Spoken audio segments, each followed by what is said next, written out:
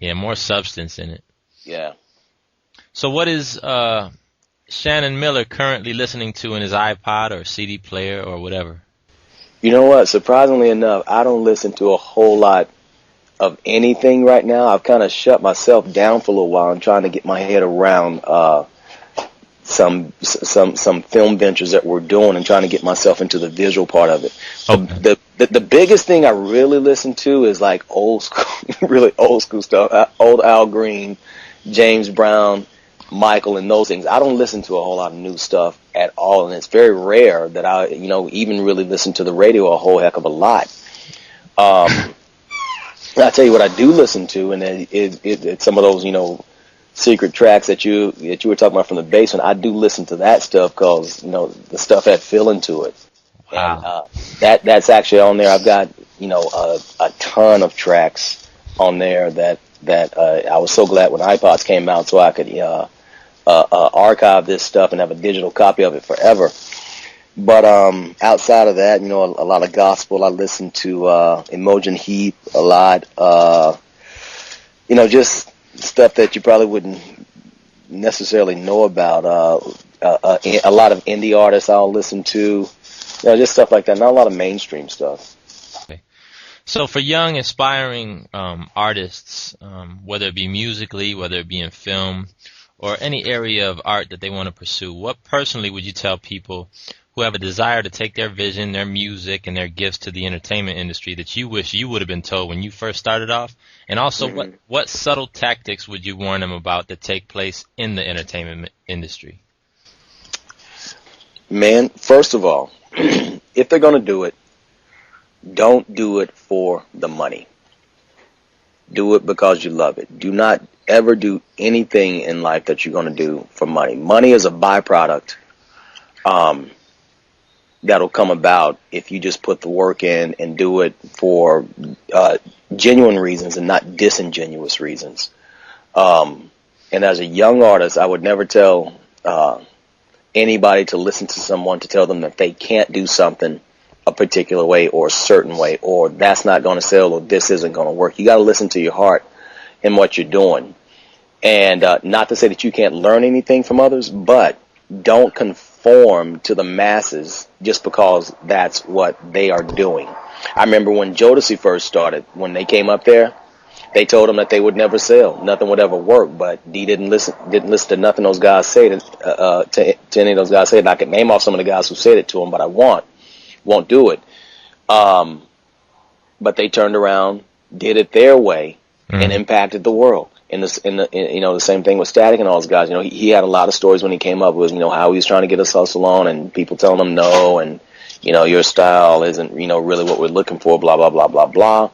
But through perseverance, I think that's the main thing as a young artist. You've got to persevere. You got to keep on going, and you got to keep on pressing, and you got to be on your grind. You can't just wake up in the morning, or wake up in the afternoon thinking that's the cool artist thing to do. I get up at 2 or 3 o'clock in the afternoon and I work for 4 hours and I call it the day. That's it. Then the rest of the night I'm at the club, trying to sling my promo tape out or just telling people I've got this gift and this talent. And the last thing I'll always tell them to do, tell them this, is that opportunity always favors the prepared. You have got to prepare yourself for opportunities when they come about. You can't. Nothing's more frustrating to me. Like if somebody, like for me, because I do a lot of film stuff now. If somebody comes to me, oh, I got this, this great idea about something. Well, can I see something? No, I don't have anything down yet. That right there turns me off there because that tells me you're not serious about it. Okay. And that's why I say the opportunity will favor the prepared. If you run into somebody, have your stuff ready. Have your stuff prepared. Have a CD. If not, be ready to go ahead and spit. Be ready to go ahead and sing for them or whatever it is right then and there. Because that's if you're a true artist, you're already prepped to do what you say you can do. And don't do it until you're ready.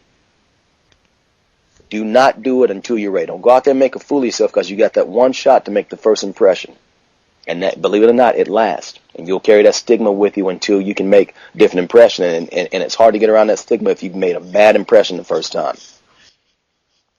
That's wisdom. That's wisdom. Okay. Well, people look to God, to mentors, to family, pieces of music, literature, art, and other things for inspiration and a lift when they find themselves struggling creatively or whatever, and they just need to find peace and a break from all the chaos that goes in the world. So, who or what keeps you motivated, grounded, and able to stay focused in the midst of all the confusion? Without a doubt, it's the Lord Jesus Christ. Yes, sir. It is in Proverbs 4 where it says to seek skillful and godly wisdom. And it's interesting to hear that it tells you also, I believe it's in Proverbs 3 where it tells you that wisdom is the principal thing. It does not say prayer first. It said wisdom was the principal thing. So until I've got wisdom, and wisdom is actually the application of knowledge, the proper application of knowledge. So until I understand what it is and what I need to be doing, then I really can't even pray properly at that point for the guidance in my life. I can't just throw out stuff. I can't and this is the example. I can't just say if I'm broke and I'm having a hard time paying my bills, God send me some money. God send me some money. Okay, God blesses you. He sends you some money. 6 months later, you're broke again. God send me some money. God send me some money. Okay, well, wisdom at that point would tell me it's not the money that I need. I need to understand how to keep the money and how to manage my money at that point. That's the wisdom of it. So don't ask for money. Ask for the wisdom to be able to handle the money.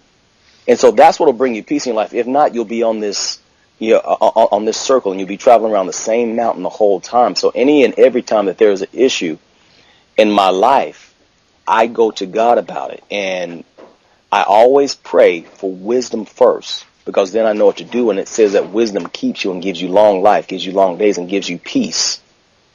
And that's what you need in your life more than anything else, the wisdom of God.